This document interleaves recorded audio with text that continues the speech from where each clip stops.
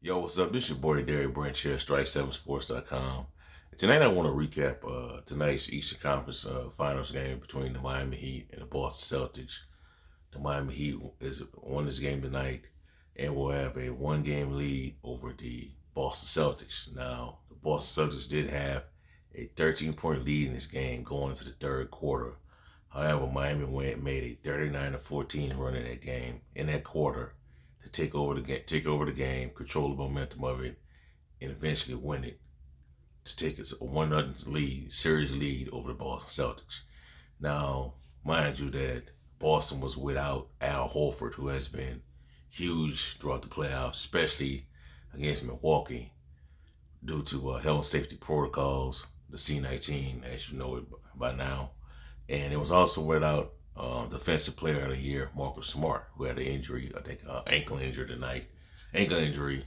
Probably was suffering in that previous series against the Milwaukee Bucks. So they were down two impact players in that game for Boston. Gladiators were going to pull it out until Miami, until that third quarter. Miami got on that run and pretty much dominated the Boston Celtics. That physicality of the of the Miami Heat just clamped in and just took over the Boston Celtics in this game. They could not get anything going in that third quarter. Missing shots, guys couldn't get open. It was just physical. I think at one point, Miami had like 12 blocks in this game. Especially a lot of those blocks came in that third and fourth quarter. 12 blocks, man. They just could not get any shots going. Boston. So they just took over the game. The Heat just took over the game, controlled it, And Jimmy Butler is that dude.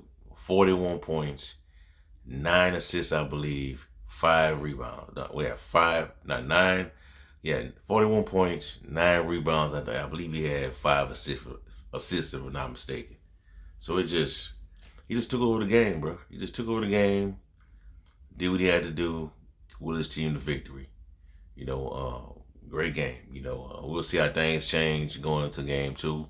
Hopefully Al Horford will be back.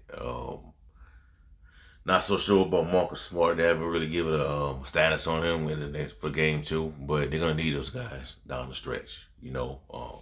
One kind of wondering if Al Horford is gonna have those type of moments that he had against the Milwaukee Bucks, where he just went off on Milwaukee, where he scored. I think in one of those games he scored like 30 points against the Milwaukee Bucks. I think it was game 6, if I'm not mistaken. Game 6 or game 5, he scored 30 points on the Milwaukee Bucks. And he just was just huge down the stretch, And Marcus Smart, the presence of Marcus Smart was needed tonight, especially dealing with a guy like Jimmy Butler, man. He just went off on him, and they didn't have no answer for him. And I know that, they had, they're coming off a short rest, in my opinion. They played Sunday afternoon, and you have like pretty much a one-day turnaround, so you have to get ready for the next series. So the guys got to get got to get rested. You know what I'm saying? It's kind of a quick turnaround, and look like they were. I can't give them that excuse because they had a 13-point lead in this game. They had a 13-point lead in this game. Miami was able to adjust to what the Boston Celtics were doing, and now that's the difference between Ime Udoka facing coaches that, struggle with adjusting compared to guys that have been in the trenches for a while, the guys that experience of playing in these type of games in the past, and they're exposed. So this is gonna be a different series, man.